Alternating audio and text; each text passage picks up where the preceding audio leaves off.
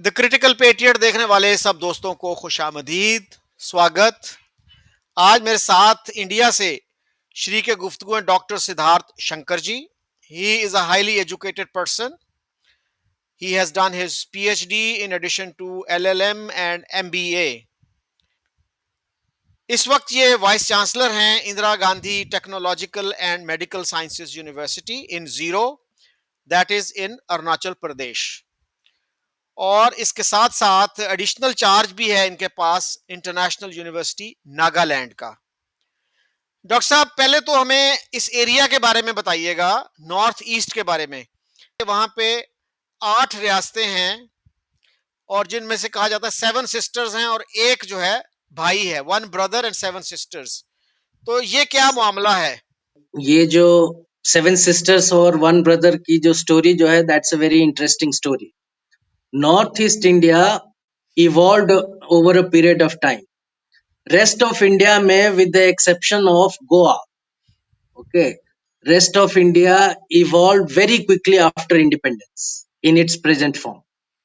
Bye mid 1950s the story of rest of India was more or less set. लेकिन north east India में it was not the case. Northeast India, when the journey started, then there were three very important states in Northeast India: Assam, Manipur, and Tripura. These three were very important states. They also had independent history of theirs, and that was reasonably long. इनकी अपनी princely ये भी थी, रियासतें भी हुआ करती थी, not so much in Assam, लेकिन त्रिपुरा की अपनी एक princely state थी। मणिपुर में भी, मणिपुर का भी एक किंग हुआ करता था, but that king was defeated by the British in a war and he was dethroned, but still the memory of that king lived on in Manipur. So other than these three states, जो बाकी जो आज के 5 states जो हैं उसमें से Arunachal, Meghalaya, Mizoram and Nagaland, ये 4 स्टेट्स जो हैं they were carved out. They were given the status of a state later on. Nagaland story was little different because Nagaland, when India came into existence, Nagaland existed at that point of time, not exactly in its present form, lekin in a different form, and they rebelled against the Indian Union from the very beginning. Naga rebels said that their existence predates the birth of Indian Union. So that is why Nagaland is said to be the oldest, I would say, insurgency. yeah, oldest insurgency in India. But that insurgency has kind of fizzled away. It has died. Not exactly died, but it's on its deathbed. हुआ ये कि initially when Indian Union came into being, then the focus of Indian Union was spread all over India in multiple areas. There were so many problems to deal with. So Nagaland was a very small problem which never really captured the attention of rest of India in a way that it should have done. So it continued to bleed in some distant corner of India. On the other hand, जो बाकी के जो 3 states जो हैं Arunachal, Meghalaya and Mizoram, इनमें से Arunachal, Meghalaya and Mizoram, इन तीनों के जो इनकी जो मॉडर्न टेरिटरी है इसमें से कुछ हिस्सा पहले या तो असम का फॉर्मली था या it was loosely confederated with Assam. तो Assam used to be a big state. 1960s में इंडिया में स्टेट्स रीऑर्गेनाइजेशन का ये हुआ था, एक एक्सरसाइज हुआ था जिसमें 2 competing विजन्स थे इंडिया में। One was the vision of Dr. Ambedkar and one was the vision of Pandit Nehru.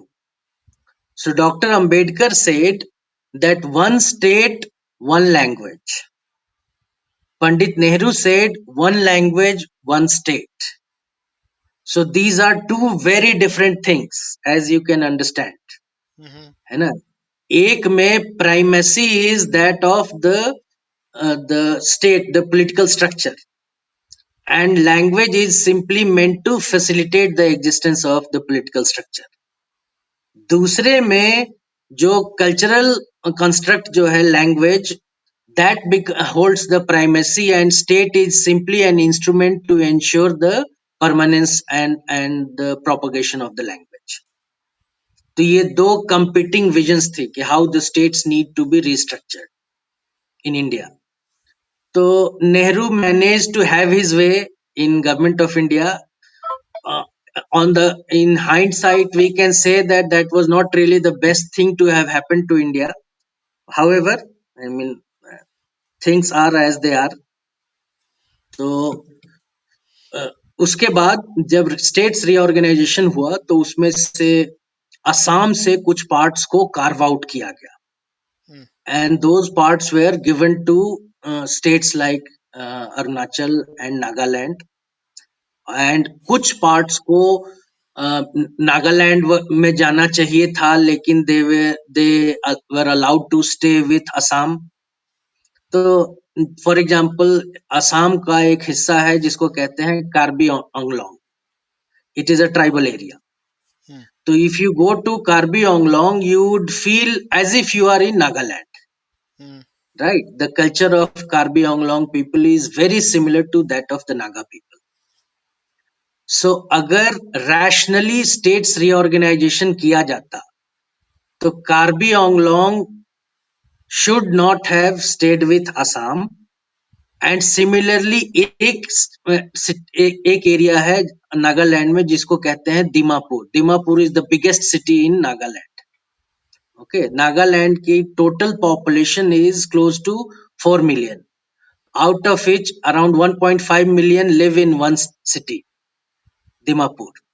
So you can understand that it is a very large urban congregation in that state. तो दीमापुर में अगर आप जाएंगे तो आपको कभी नहीं लगेगा कि आप नागालैंड में हैं. आपको लगेगा that you are in Assam. Hmm, तो अगर रैशनली सोचा जाता तो Dimapur should have gone with Assam and Karbi Anglong should have gone with Nagaland. Hmm, similarly जब आप अरुणाचल में आएंगे तो अरुणाचल के कुछ हिस्से हैं, फॉर एग्जांपल नामसाई या जितने भी बॉर्डरिंग एरियाज हैं अरुणाचल के, if you go there then you would feel a very strong presence of Arunachal, very strong presence of Assam in those areas. So it is very difficult to understand on what basis the final reorganization of the states was done. However, as things stand at the moment, तो असम को काट के और territories को reorganize करके Meghalaya, Mizoram and Arunachal and Nagaland, इन चार को क्रिएट किया गया. And as I said, Nagaland की अपनी भी हिस्ट्री थी. Meghalaya is a very small state with populated by very small tribes. उसमें कुछ बहुत इंटरेस्टिंग ट्राइब्स हैं. For example, if I am not wrong, Khasi tribe. There is a tribe called Khasi tribe in Meghalaya. उनकी एक unique tradition है कि when girls get married, they don't shift to their husband's place. Instead, the husbands come to girl's place, hmm, and property is transmitted from the mother to the daughter, hmm, not from father to son. हम्म, इसलिए वहां पे वहां की society में लड़कियों की importance बहुत ज्यादा है. And even otherwise if you visit north east you will feel that the concept of women's emancipation is very nicely woven into the traditional cultural fabric of the region. और इस और sir इनकी कितनी तादाद कितनी होगी जहां पे औरत जो है वो ब्याह के मियाँ के घर नहीं जाती, शौहर के घर नहीं जाती, बल्कि शौहर उसके घर आता है? हाँ, तो इनकी तादाद I am not sure, but state ही बहुत छोटा है तो इनकी तादाद होगी 2-3 लाख, उससे ज्यादा नहीं होगी. ओके. स्टेट की ही पॉपुलेशन इज अराउंड 1 million, तो एक ट्राइब की पॉपुलेशन उसमें कितनी होगी I am not hmm, sure, but that is what it is. एक ऐसी ही कम्युनिटी केरला में भी है, but they have long abandoned that practice. They are called the Nairs of Kerala. Hmm, वहां भी शादी, बल्कि वहां तो थोड़ी और यूनिक चीज थी, ऑल्दो अब ये सिस्टम करीब करीब 50 साल से जो है वो काइंड ऑफ डिफंक्ट हो चुका है. हम्म, लेकिन वहां पे मल्टीपल मैरिजेज का भी सिस्टम था, हम्म, कि लड़कियां मल्टीपल मैरिजेज करती थी, hmm, and husbands use to visit the wifes. Hmm, तो बट ये सब एंटिक्विटी की प्रैक्टिसेस हैं. They have kind of fizzled out over a period of time, and Kerala has so called modernized in a very big way. तो Nairs do not practice that particular thing any more. लेकिन खासीज के बीच में ये practice आज भी है. यहाँ पे तीन स्टेट्स ऐसी भी हैं जहाँ पे क्रिश्चियंस जो हैं वो मेजोरिटी में हैं। वो जी, कौन कौन से हैं? नागालैंड, मेघालय एंड मिजोरम. हम्म, नागालैंड में, if I am not wrong, close to 98% of the state is Christian. Hmm, okay. And Meghalaya and Mizoram also more than 90% in both these states. Hmm, okay. तो इसकी वजह से Christianity arrived in Nagaland around 150 years ago. Hmm, Okay, so it arrived in Nagaland before independence of India. तो like every religion, कोई भी religion जब आता है और बहुत बड़े स्केल पे अगर कन्वर्जन कराता है किसी भी रीजन में, तो हम्म, क्या होता है, there is always a phenomenon which is called the in a way extinction of the previous culture. तो यहाँ पे नागालैंड में क्या हुआ है, because the previous culture has almost completely succumb to Christianity, तो hmm, that tension is no longer there. Hmm, it exist only as academic query. लेकिन जो कुछ बॉर्डरिंग स्टेट्स हैं लाइक अरुणाचल, हम्म, वहां पे क्रिश्चियनिटी इज अराउंड 30%. और information as के फैल जाने की वजह से जो ट्राइबल पॉपुलेशन है उसके अंदर ये अवेयरनेस आ गया है in a large section of the tribal population, कि अगर वो क्रिश्चियन बनते हैं तो they would effectively be saying good bye to their pre Christian past and traditions and identity. इसीलिए there is a very strong push back against the moves of the church to Christianize the remaining population of Arunachal Pradesh. Plus कुछ और भी चीजें हुई हैं. For example, over the years so many Hindu institutions have come up who have adopted the same, I would say, tactics as the church. Church का spread जहां कहीं भी होता है, initially it is done through education and health care.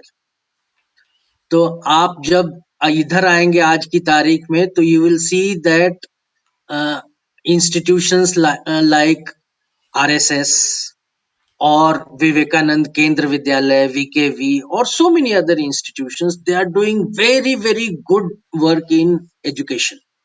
Hmm, Remote corners में इनके schools चलते हैं. Ramakrishna Mission is another institution जिसके schools and hospitals दोनों चलते हैं. हम्म, तो Ramakrishna Mission was started by Swami Vivekananda. Okay, तो इन इंस्टीट्यूशंस ने जो हिंदू ट्रेडिशन के अंदर competing centres of learning and health care खड़ा कर दिया है. इसलिए church no longer has a monopoly over these services.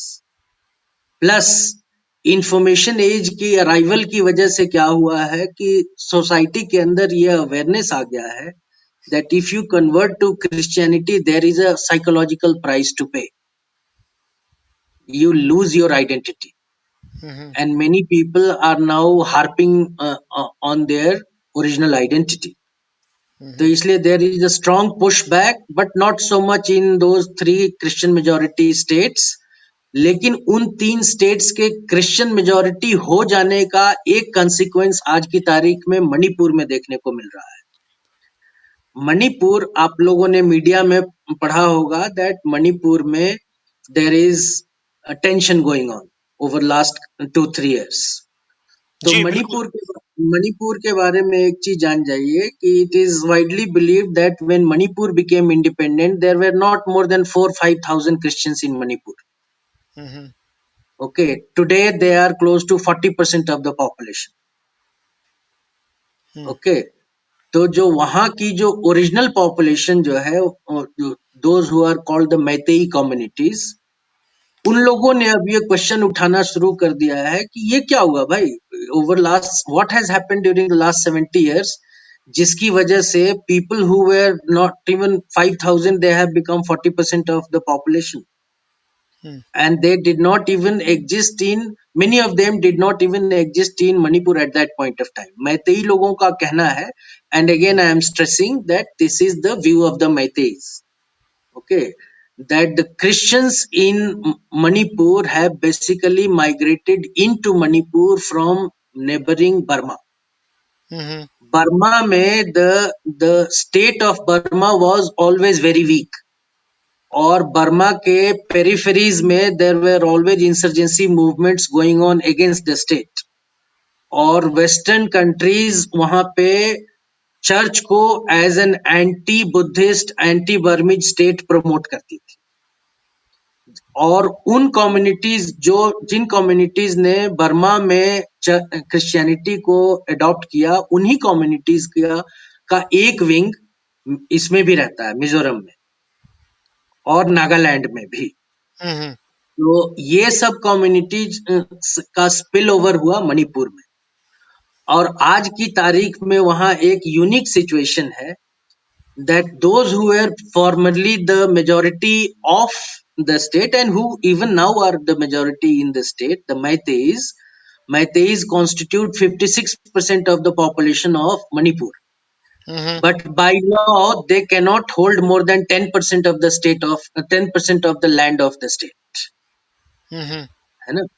उनको जो है ये मणिपुर में, मणि जो इम्फाल वैली में उनको फोकस कर दिया गया है, that this is the only area where you can live and buy land. Mhm. बाकी एरियाज में मैतेईज को इजाजत नहीं है लैंड खरीदने की, अपने ही स्टेट में वो लैंड नहीं खरीद सकते हैं, Mhm. And they are 56% of the population. तो 56% of the population is force to live on 10% of the land, Mhm. and 40% of the population has control over 90% of the land. Mhm. Plus वो जो 56% of the population जो है, they were categorized as upper caste Mhm. when the Constitution of India came into being, and quite fraudulently. This is again a very unique thing to know, that if you look back into history, or if you look into the anthropology, so every community was at one point of time a tribal community. Every community, no matter which community it is and where you are in the world, every community was a tribal community, right?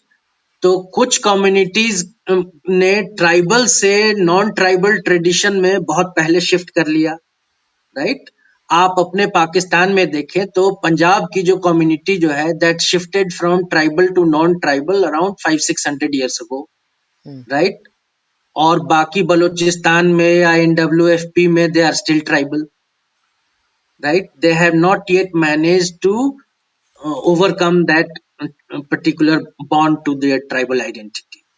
तो ये चीज जो मणिपुर में जो ये मैतेई जो है, उन लोगों को 1947 में या समवेयर अराउंड दैट उनको अपर कास्ट कम्युनिटी डिक्लेयर कर दिया गया, बिकॉज ऑफ विच जो नॉन अपर मैतेई कम्युनिटी जो थी, उनको गवर्नमेंट जॉब्स में रिजर्वेशन मिलता है ना, that a certain percentage of government jobs are reserved for them. So Meiteis have a situation where they are the majority of the state's population, but they cannot buy land, they cannot get into government services, and the minority community has majority of the jobs, or at least is getting majority share of the government jobs, especially in important areas like administration, policing, and taxation, ये सब areas में। तो जो Meitei community ने इसके against agitate करना शुरू किया। तो एजिटेट जब करना शुरू किया तो this matter reached the high court. तो हाई कोर्ट ने कहा एग्जैक्टली उसमें, वो तो बहुत लंबी डिबेट हुई थी हाई कोर्ट में, दोनों साइड्स ने बहुत सारे उसमें लीगल पॉइंट्स ये किया था, दिया था, लेकिन उसका जो जो I would say the essence ये था हाई कोर्ट का कि जिनको एक बार आपने ट्राइबल डिक्लेयर करके रिजर्वेशन दे दिया, उनसे रिजर्वेशन को वापस तो नहीं लिया जा सकता है, because you cannot deprive a community of a facility that once it has been given to it. However, in order to undo the injustice done to the Meiteis, what you can do, you can extend the same benefit to them also. And they are ethnically of the same stock, right? So, and historically speaking or anthropologically speaking, 100-150 years ago, all of them were tribes. Meiteis were also a tribe who descended from southern China. Okay, I would say southeastern China. Okay, and they came to India. जब Mongols वगैरह का attack हुआ था ना वहां पे, तो उसके कंसिक्वेंस में जो कुछ कम्युनिटीज थी उस एरिया से, वो लोग निकल के इंडिया में आई थी, जिसमें मैतेईज भी एक थी। नागाज के अंदर भी एक स्ट्रीम है, वो है। अरुणाचल प्रदेश का भी कुछ एरिया है, बट अरुणाचल प्रदेश के लोग तिब्बत डायरेक्ट से आए थे। और तो मैतेईज का ये हिसाब किताब है। तो इन लोगों ने जो इसने कहा, हाईकोर्ट ने कहा कि मैतेईज को भी आप ट्राइबल कम्युनिटी डिक्लेयर कर दो, give them the right to call themselves, let them be called as tribals constitutionally. तो उससे क्या हो जाएगा कि जो उनके जो लैंड राइट्स जो उनसे छीन लिए गए हैं वो रिस्टोर हो जाएंगे उनके पास। If you have money you can buy land anywhere in the state, and you can get into any job if you can compete in the competitive examinations that are held to select people for the government jobs. तो जब ये decision आया तो वहां पे मणिपुर में जो church जो है, स्पेशली इंडिया में दो चर्चेस बहुत कंट्रोवर्शियल है। चर्च की I am sure you are aware that church की मल्टीपल ये है वर्जन्स हैं, लाइक बैप्टिस्ट चर्च है, कैथोलिक रिवाइवल चर्च है, क्रिश्चियन रिवाइवल चर्च है, कैथोलिक चर्च है, देन प्रेस्बाइटेरियन चर्च है, सीरियन कैथोलिक चर्च है, मलाबार चर्च है, ऐसे करके बहुत सारे डिनोमिनेशंस हैं क्रिश्चियनिटी में। तो नॉर्थ ईस्ट में दो डिनोमिनेशंस डोमिनेंट है, Baptist and CRC, Christian revival church. ये दोनों बहुत ही एक मतलब प्यूरिटैनिकल वर्जन्स ऑफ क्रिश्चियनिटी को लेके चलती है ना। Although Christianity having modernised itself in mentally does not behave like the fanatic version of Islam anymore. But if one were to discount that particular trait of extreme behavior of the Islamic tradition, जो तालिबान वगैरह type के जो लोग जो है extremes को अगर आप डिस्काउंट कर दे, उनके फिलॉसफी पे जाए, तो प्यूरिटैनिकल फिलॉसफी है उनकी। तो ये जो चाहे बैप्टिस्ट हो चाहे सीआरसी हो, ये लोग तो कैथोलिक्स को भी प्योर क्रिश्चियन नहीं मानते हैं। तो इन लोगों ने वहां पे इस चीज के अगेंस्ट बहुत बड़ा एजिटेशन फंड किया। This is an allegation. अगर कोई मेरे को बोले कि आप डॉक्यूमेंट्री एविडेंस लाके दे दीजिए, तो I would not be able to do that, more so because that is not my job. Meitei और क्रिश्चियन लोगों के बीच में उस बेसिस पे वहां पे वायलेंस शुरू हुआ। It is widely believe that the church financed by evangelical groups in United States fanned that fire. How true or false that narrative is, that is something that needs to be investigated. लेकिन ये एक बहुत strong allegation है against Baptist Church and CRC. India में जो investigative agencies हैं, they have associated Baptist Church and CRC with various subversive groups like Maoists.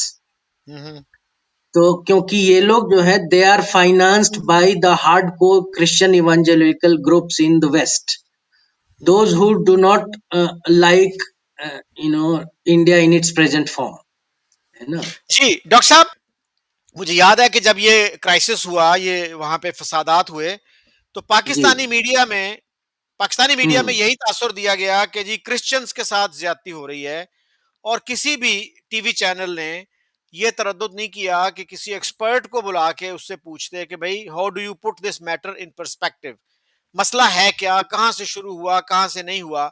तो लोग जो है ना, एक ऐसा लगता है जैसे प्रोपेगेंडे के लिए यूज कर रहे हैं। मसलन मैंने किसी का इंटरव्यू किया तो उसने कहा जी देखें, इंडिया में भी तो प्रॉब्लम्स है ना, नागालैंड में प्रॉब्लम है, मणिपुर में प्रॉब्लम है। मैंने कहा जी नागालैंड में तो 2015 में एक पीस अकॉर्ड हो गया था, तो जी, बिल्कुल। वहां वहां पे तो कोई इस तरह की इंसर्जेंसी नहीं है जैसे अब बलूचिस्तान में हमारे यहाँ है। तो हाँ। अनफॉर्चुनेटली पाकिस्तान में ये ट्रेंड है कि आप किसी एक्सपर्ट को नहीं बुलाते। अगर पाकिस्तान में कोई एक्सपर्ट नहीं है तो इंडिया से किसी एक्सपर्ट को बुला लेते, ताकि आप जी, अपने लोगों को, अपने व्यूअर्स को, अपने ऑडियंस को प्रॉपरली एजुकेट करें, ना कि उनको इंडोक्ट्रिनेट करें। जी, आप जी, जी। रिज्यूम कीजिएगा। जी, तो ये जो है ना, ये देखिए, this is the unfortunate reality of every developing society, more so in societies that have a tendency to succumb to reactionary forces. Unfortunately Pakistan की जो सिविल सोसाइटी है, even though it is a very healthy civil society, many occasions पे पाकिस्तान की civil society ने अपने healthy attitude को सामने लाया है, दिखाया है। They have fought against the military regimes, and the very fact that the Islamist parties have not been able to win more than 5 seats in Pakistani politics, that also goes a long way towards proving that the civil society of Pakistan has not fully been Islamized. इसके दूसरे भी aspects हैं, of course, कि the difference between the hardcore Islamists and the normal political parties, वो line बहुत पतली हो गई है पाकिस्तान में। इंडिया में that is not the case. और मणिपुर वगैरह जो है, वो आप पाकिस्तान की तो बहुत दूर की बात कर रहे हैं चौधरी साहब, इंडिया में भी बहुत सारे इलाकों में लोगों को नहीं पता होगा कि मणिपुर और नॉर्थ ईस्ट में चल क्या रहा है ना? ये India is such a huge state, such a huge country, कि यहाँ पे unless you are located at the epicentre, or unless you have a very strong desire to know about these things, it is very easy to ignore things. इतना media में इतना ज्यादा cacophony है। इन मणिपुर के news में कोई बहुत ज्यादा टीआरपी है नहीं, है ना? Who cares about Manipur, even though the sad part is. और देखिए, मणिपुर में एक और प्रॉब्लम है कि जब मणिपुर में जो प्रॉब्लम शुरू हुआ, तो government of India reached out to the Meiteis. Government of India से ज्यादा रेस्ट ऑफ इंडिया के हिंदू सिविल सोसाइटी ने मैतेईस को रीच आउट किया कि हम आपका दर्द समझते हैं, है ना? कि आप अपने ही स्टेट में मार्जिनलाइज हो गए, and you are just as much a part of the Hindu mainstream as anyone else.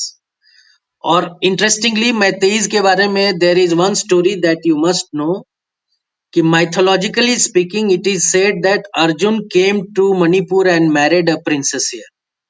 इसीलिए Arjun of Mahabharata is regarded as the son in law of Manipur, है ना?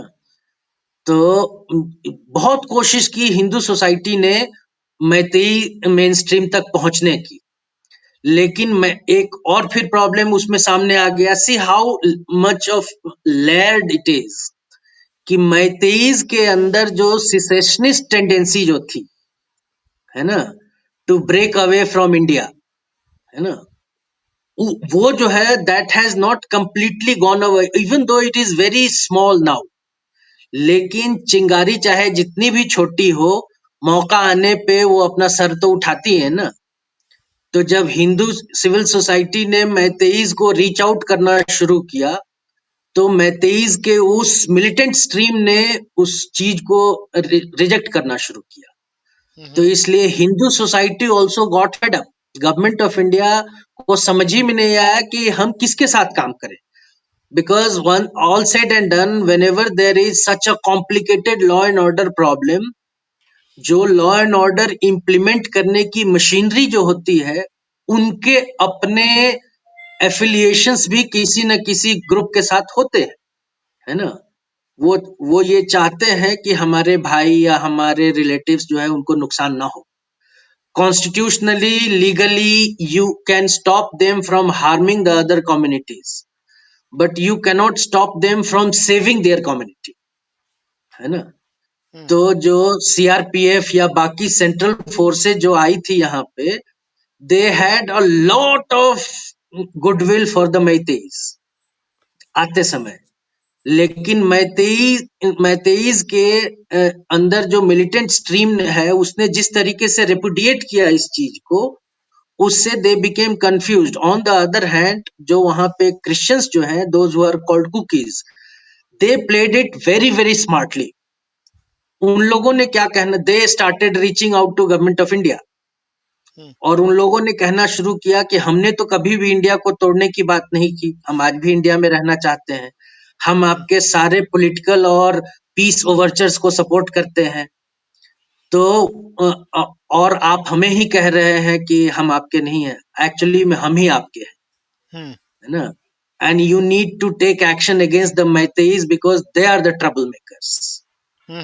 तो चीजें इंटरेस्ट इतनी, वेरी इंटरेस्टिंग। हाँ, चीजें इतनी कॉम्प्लिकेटेड हो गई कि गवर्नमेंट ऑफ इंडिया और स्टेट गवर्नमेंट को समझ ही में नहीं आया कि कौन हमारा है कौन हमारा नहीं है।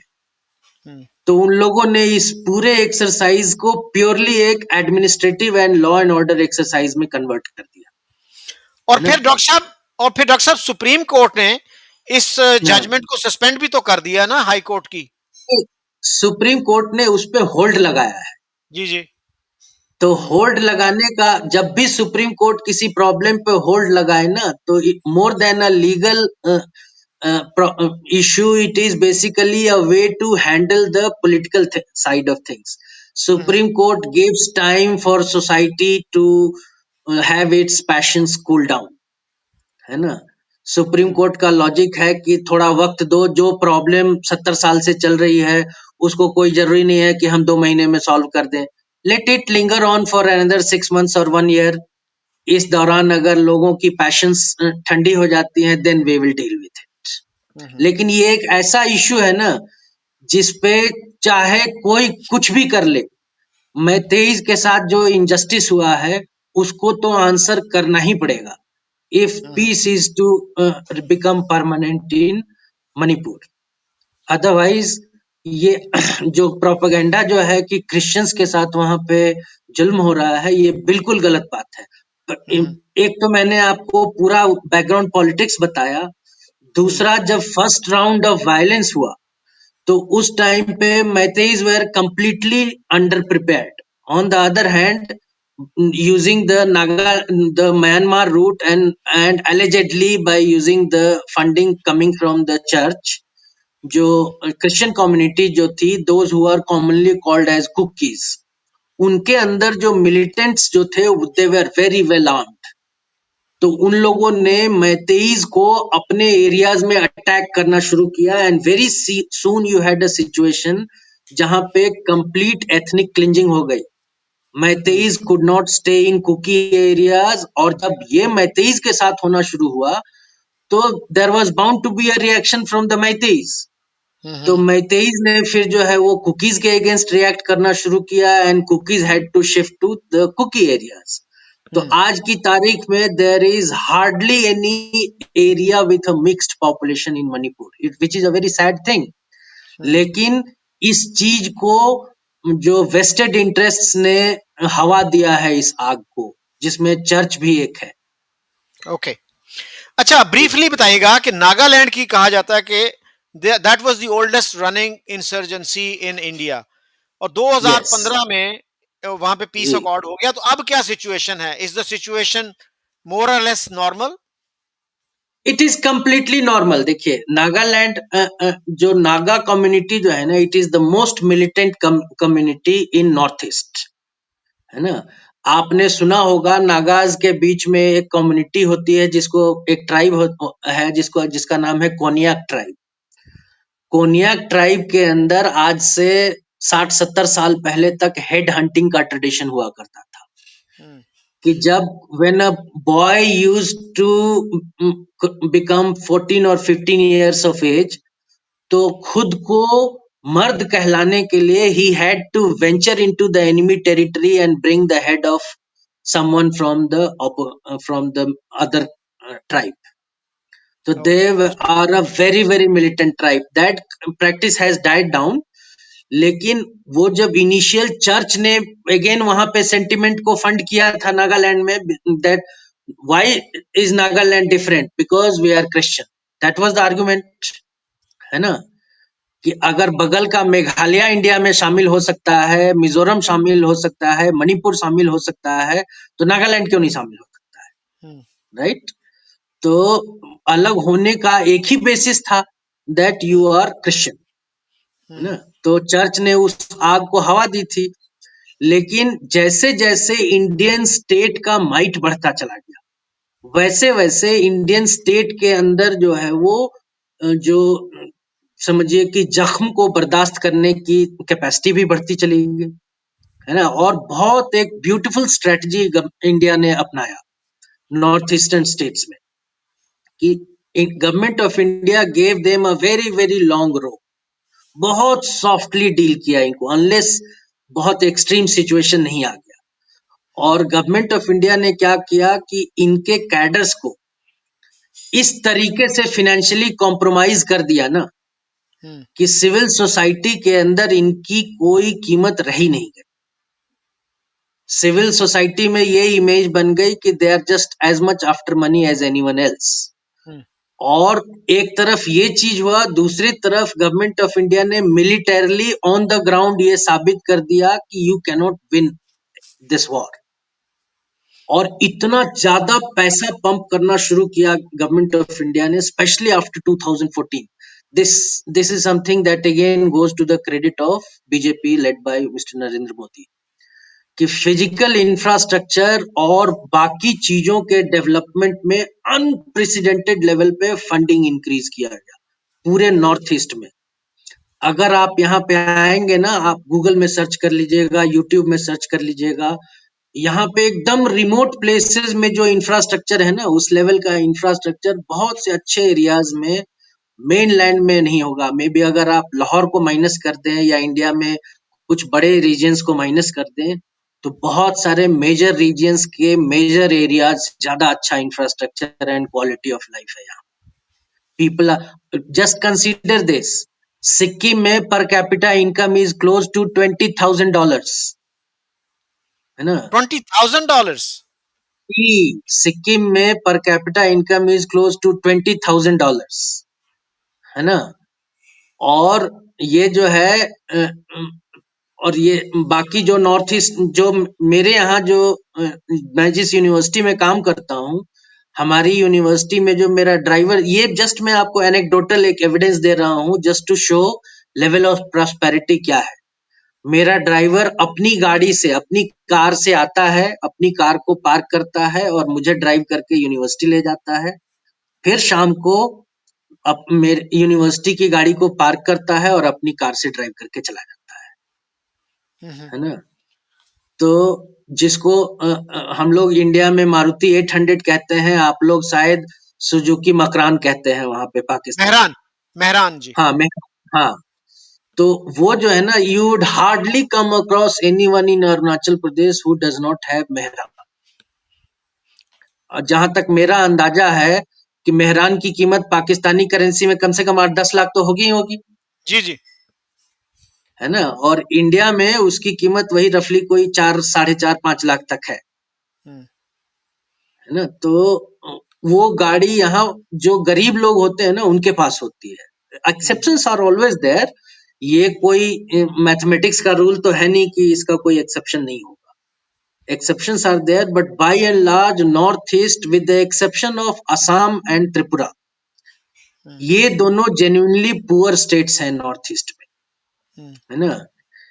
और इनको छोड़ के बाकी जो ट्राइबल स्टेट्स जो हैं नॉर्थ ईस्ट के, दे आर वेरी रिच, है Hmm. ना? और गवर्नमेंट ऑफ इंडिया ने उस लेवल पे फंडिंग किया है यहाँ पे, कि जिससे यहाँ की जो सिविल सोसाइटी में जो ये कंप्लेन जो था कि rest of India does not care about us, hmm, वो that has been in a way over compensated, है ना? उनको क्या नहीं है, they are so rich yet they enjoy tribal status and therefore they get preferential treatment when it comes to joining elite institutions like IITs, या government jobs में आना है, किसी भी तरीके के जो गवर्नमेंट बेनिफिट्स में इनको प्रेफरेंशियल ट्रीटमेंट है। तो they have become part of main stream for all practical purposes. और मिलिटरीली उनके मिलिटेंट विंग को गवर्नमेंट ऑफ इंडिया के फोर्सेस ने बहुत ही डिसिसिवली हरा दिया नागालैंड में। हम्म, सो मच सो कि नागालैंड में एक एरिया है 8 स्क्वायर किलोमीटर के आसपास का, उस एरिया को डेजिग्नेट कर दिया गया कि जो भी अपने आप को मिलिटेंट मूवमेंट का पार्ट समझता है वो वहीं रहेगा, उसी एरिया के अंदर। उसके अंदर आपको जो करना है आप अपना मार्च पास्ट करो, अपनी मिलिट्री रखो, अपने झंडे रखो। उसके बाहर when you are stepping out then you have to dress up like a civilian, you can not carry weapons and you have to take permission from the local police station. और okay, वो happily उस चीज को follow करते हैं, क्योंकि उनको पता है कि उनके पास और कोई दूसरा ऑप्शन नहीं है। साइमल्टेनियसली एक ये भी कहा जाता है कि they are also deeply embedded in local businesses, तो दे आर मेकिंग मनी। उसकी वजह से क्या हो गया है ना कि उनका रिक्रूटमेंट जो है वो बंद हो गया हम्म, है ना? तो अब जो है किसी भी मिलिटेंट स्ट्रीम के अंदर अगर फ्रेश रिक्रूटमेंट बंद हो जाए तो over a period of time it has to die out. और उनकी टॉप लीडरशिप जो है almost each and every one of them is either 90 और 90 प्लस। तो it's just a matter of time before they pass away.